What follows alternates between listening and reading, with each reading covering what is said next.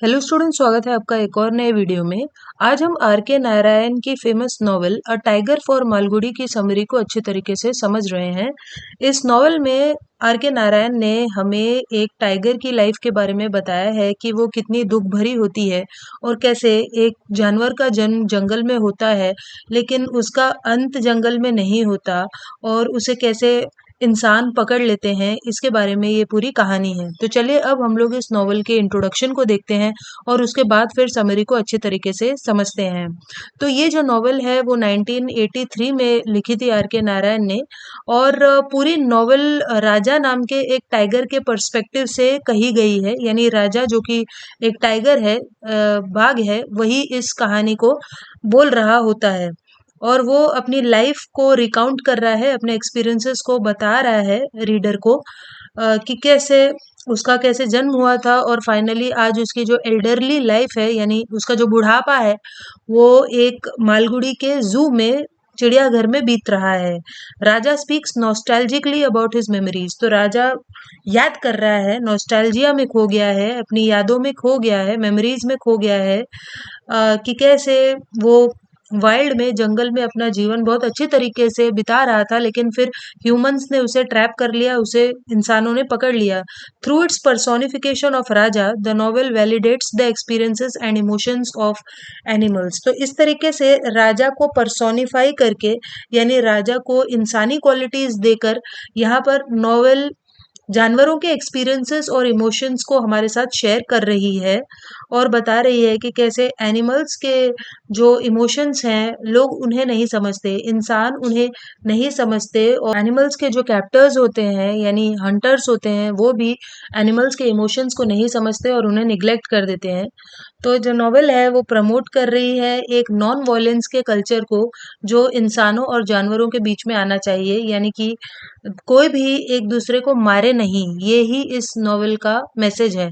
अब चलिए हम लोग इस नॉवेल की समरी को और अच्छे तरीके से समझते हैं। सो नॉवेल की शुरुआत होती है जहाँ पे राजा अपने बचपन को याद कर रहा है और बताता है कि कैसे एक इंडियन जंगल में उसका जन्म हुआ था और वो बहुत जल्दी से बड़ा हो गया था और बड़ा होते ही उसने फूड चेन में अपनी पकड़ जमा ली थी और वो सबसे टॉप पे पहुंच गया था फूड चेन के। यानी ऐसा कोई जानवर या कोई जीव नहीं था जो उसे मार सकता था, लेकिन वो किसी को भी मारकर खा सकता था।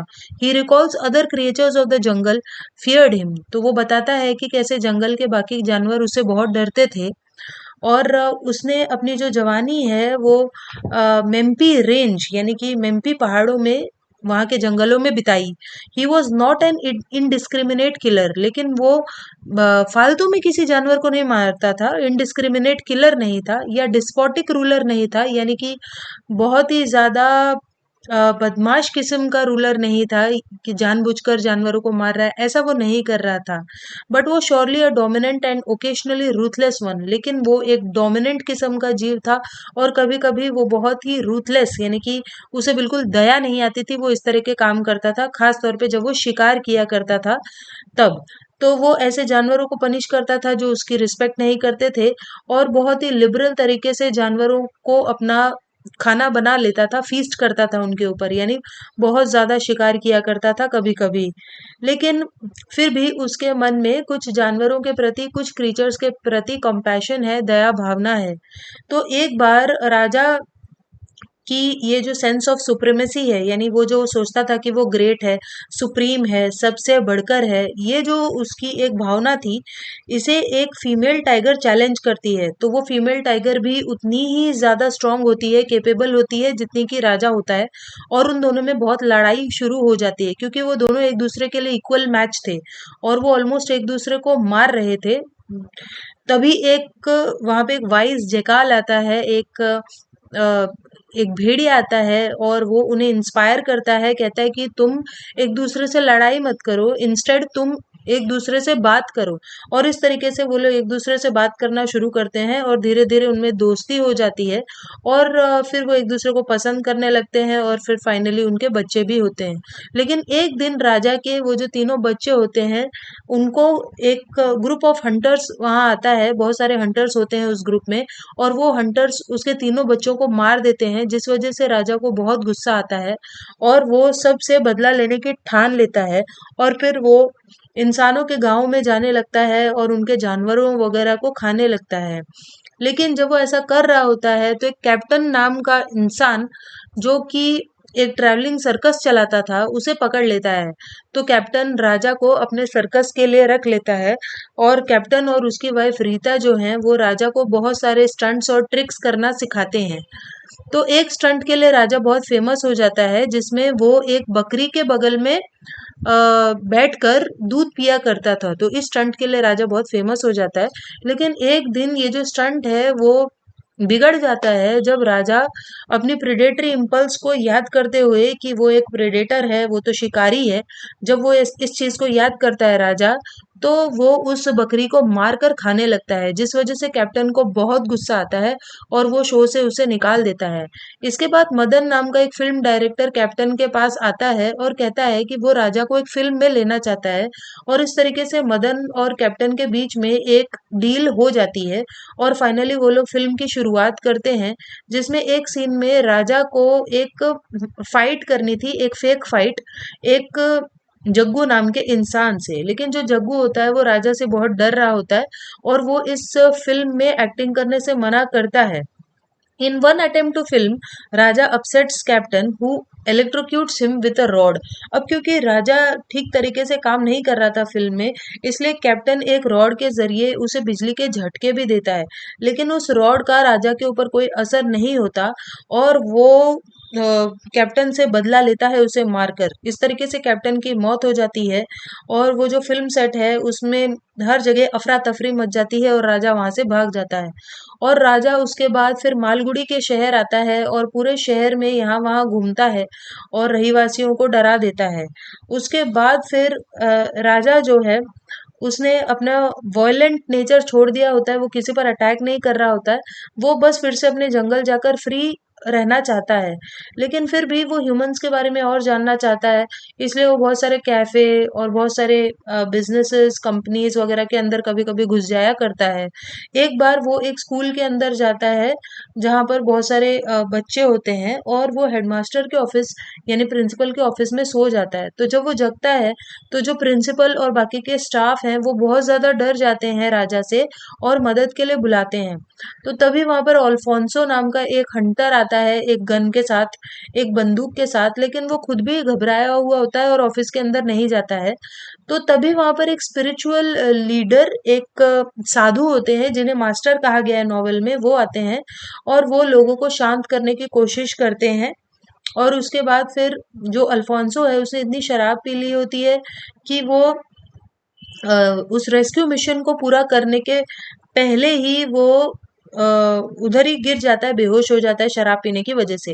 और उसके बाद जो मास्टर, वो साधु है, वो ऑफिस के अंदर जाता है और राजा ये देखकर बहुत सरप्राइज हो जाता है कि वो मास्टर की भाषा समझ सकता था और मास्टर उसकी भाषा समझ सकता था, जबकि बाकी के ह्यूमंस के साथ ऐसा नहीं होता था। राजा उनकी भाषा नहीं समझ पाता था, लेकिन वो मास्टर की भाषा समझ पा रहा था।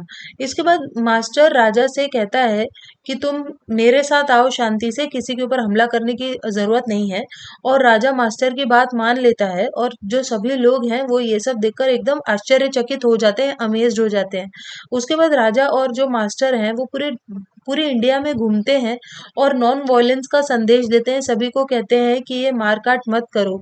उसके बाद वो पहाड़ों पर ट्रैवल करने जाते हैं और एक केव में, एक गुफा में वो लोग रहने लगते हैं। और उस गुफा में मास्टर से मिलने के लिए बहुत सारे लोग आया करते थे और वो मास्टर की नकल करने के लिए भी कोशिशें करते रहते थे कि वो भी अ, उस टाइगर को छुएं, लेकिन मास्टर मना करते थे। एक दिन एक औरत आती है और मास्टर से कहती है कि तुम मेरे साथ लौट चलो और अपने बच्चों के साथ चलकर रहो। तो वो मास्टर के बीवी बच्चे होते हैं, लेकिन मास्टर कहते हैं कि अब मैं एक दूसरा इंसान हूँ, मैं वो इंसान नहीं हूँ जिसने तुमसे शादी की थी।